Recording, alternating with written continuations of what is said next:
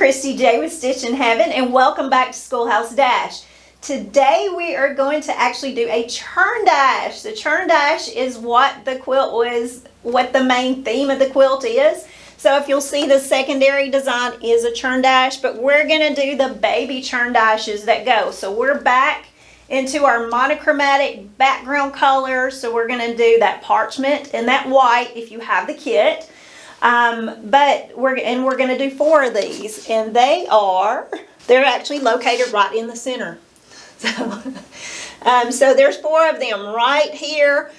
They make the main focus point, and then you've got the churn dash all the way around it. So you're going to make little churn dashes, and then in the end we're going to make big churn dashes.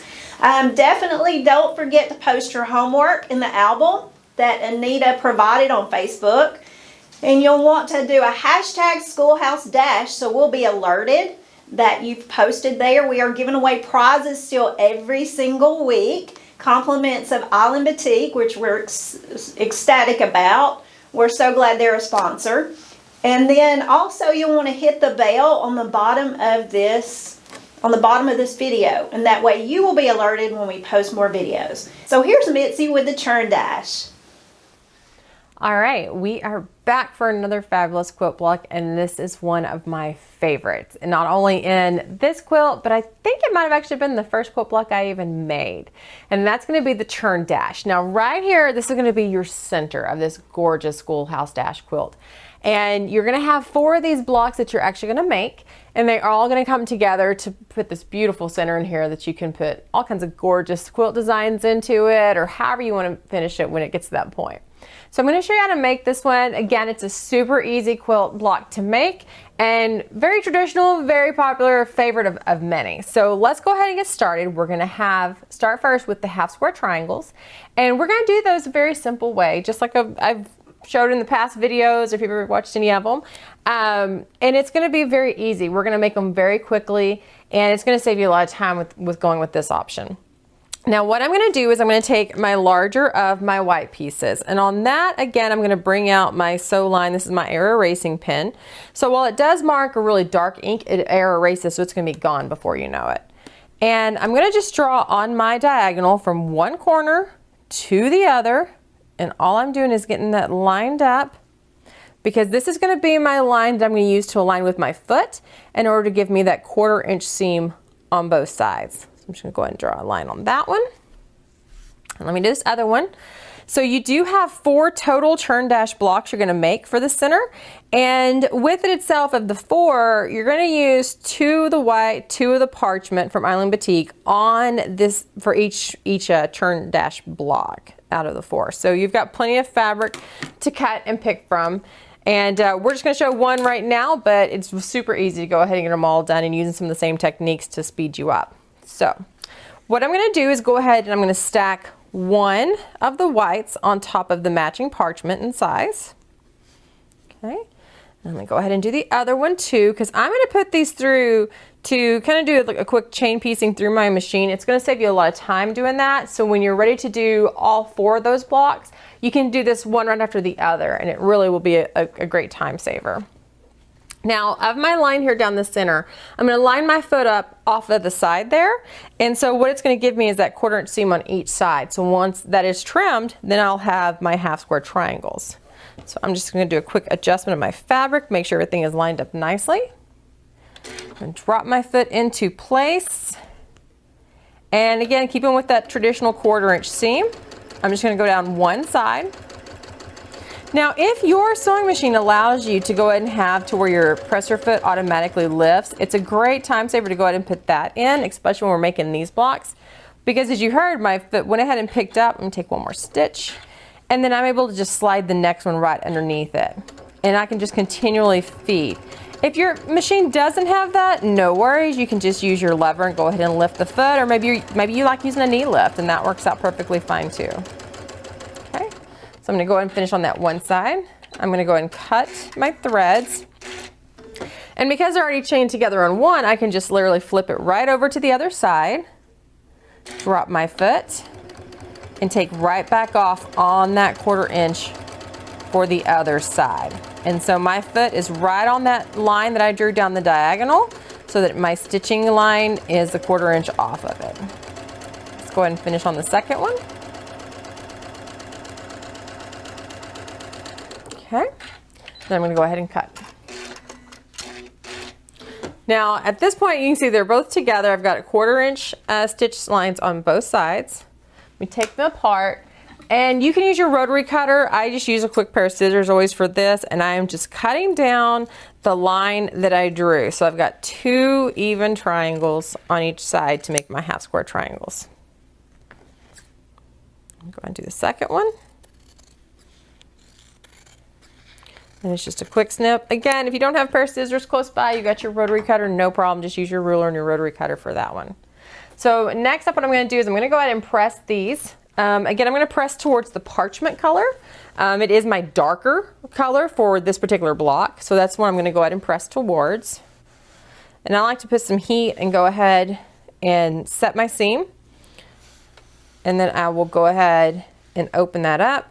I do give it a little bit of steam here. I'm using a large star iron. It can give a lot of steam out, so I'm giving it just a quick little press.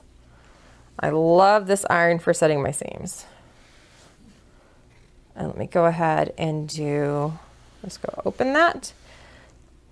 Now you see when I go back and forth, I'm not ironing, okay? I'm very lightly putting just the heat into it, but I'm not pushing down. I'm not putting pressure into it. We don't want to do that because we don't want to take any chances of stretching our fabrics. We want those really nice crisp seams that are laying open. Again, I'm going to put a little bit, and while I may not be putting the steam into every one, what I'm doing is by adding it, it's putting it into my mat, and so it's putting that heat right back up onto the next one. Okay. So I've got that one, give it a little bit there, perfect. Okay, now the next thing I'm going to go ahead and do with these, I'm actually going to go ahead and trim off my little dog ear pieces, the little extra pieces of fabric that are here on the ends. We don't need those. They do nothing more than just add bulk into your seams. So I'm going to go ahead and trim those off because I don't want those in the way when it comes time to put the block together. So those are done first.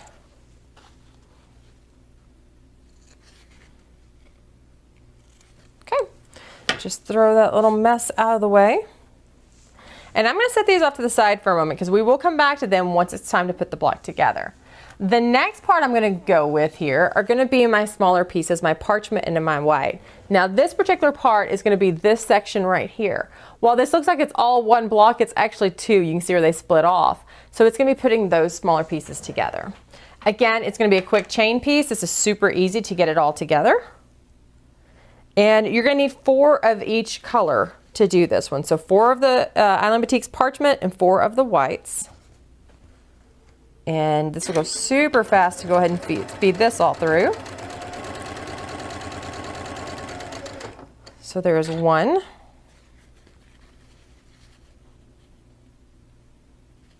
Coming in with 2.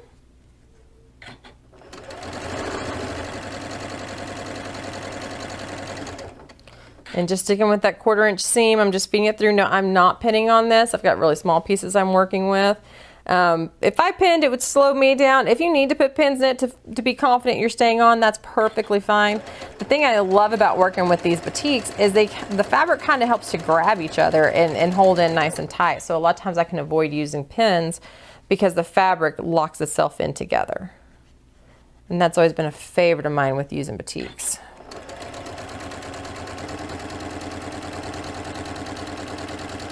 All right, 4 of those pieces are done.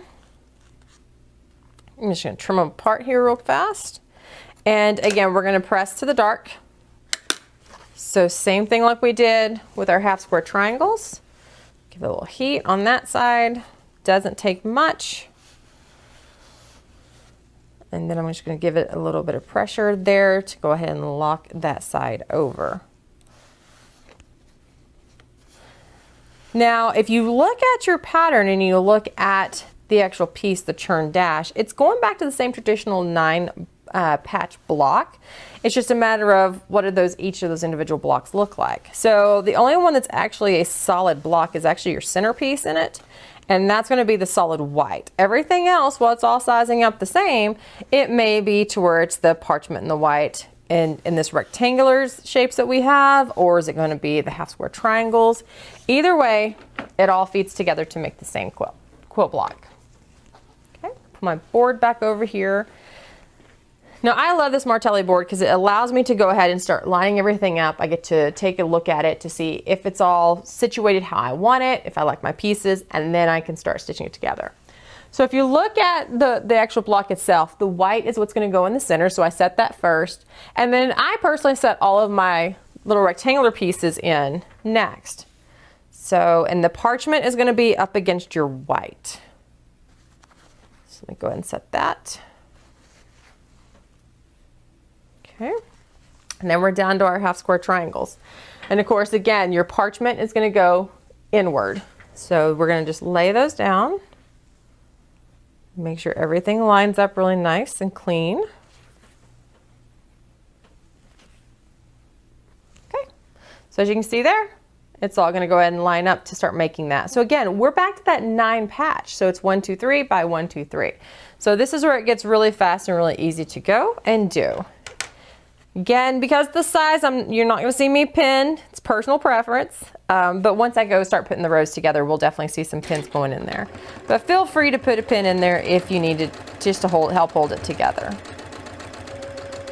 So I always do, it's just the way I've always done it for a long time. And I do the 2 pieces together, and then I'll add that 3rd piece on next. It just lets me go ahead and kind of chain it a little bit faster.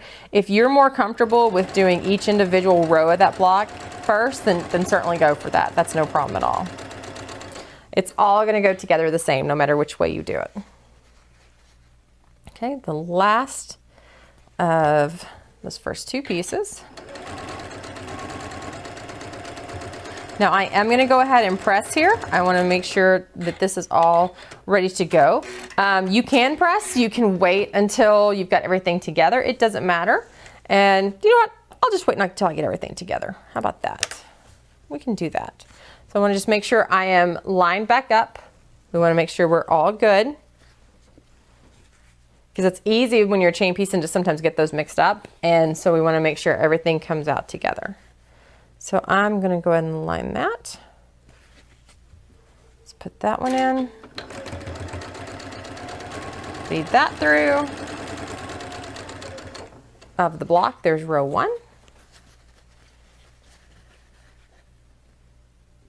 And lining up for row 2.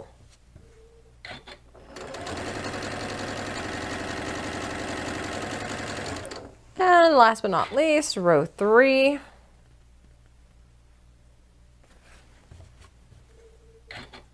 That one's coming in now. I'm going to make sure, because my presser foot will allow me to lift up, if you find where you're getting to your seams and like they're coming, splitting apart in a sense doing this number, that's a good time to make sure they are laying flat. And that's what I did with that, is just kind of adjust it to make sure it's laying flat, and I can feed the rest of the way across. It comes in to greatly help you reduce your bulk when it comes time to finish the blocks and to start quilting them together. Okay, so I'm going to go ahead and go back to my mat here. Now, what I'm looking at when I decide on this as far as where I'm going to press, okay? And I'm just going to lay this out here first. Because, like I mentioned, normally we always press the dark side, right? But sometimes you can go, well, it might not make and help reduce your bulk enough if you press the dark side. So for this itself, my center, I can really go either way with it. And it would be better to go to that darker parchment. So I'm going to go ahead and plan on going that way.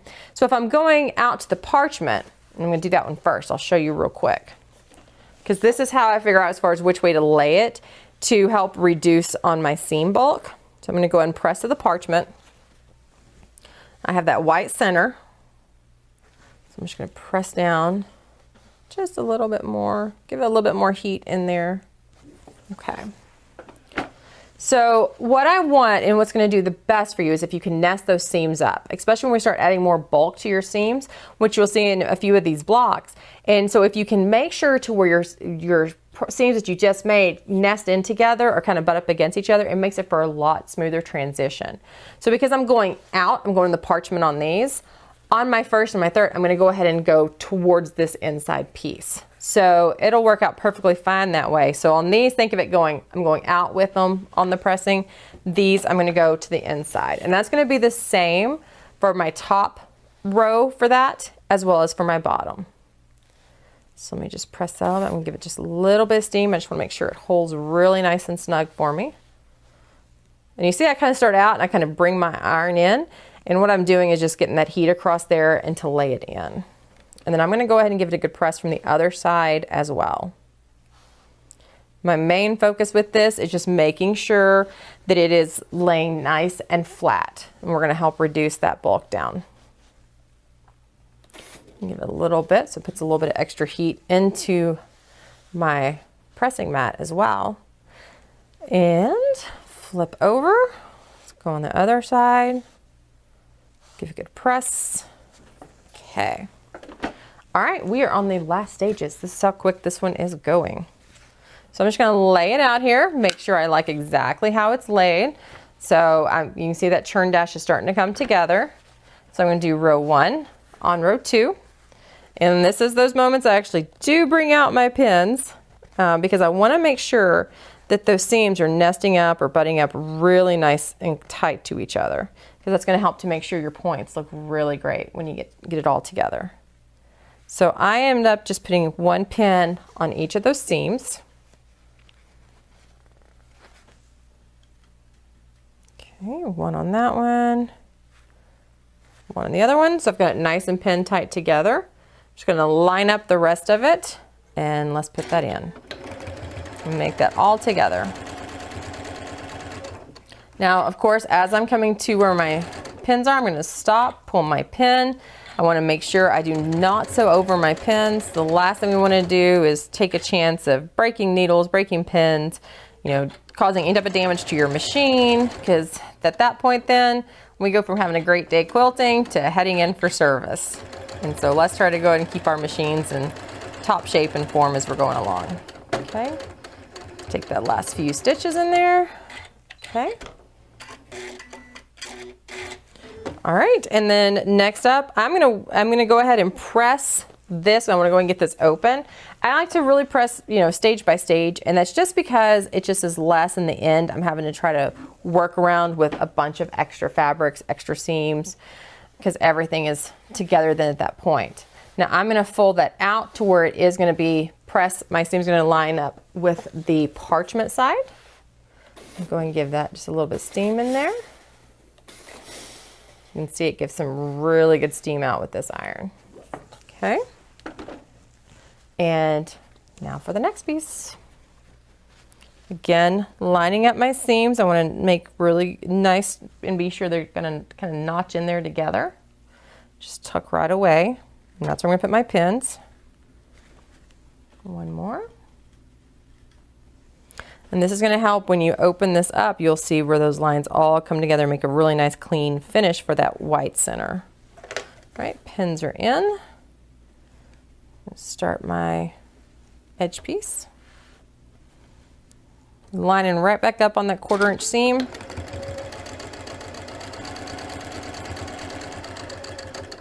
Pull my pin out. Coming down the center. Right here we come to the next one. I'm going to lower my foot. I just want to hold everything in place while I line up my last little bit there.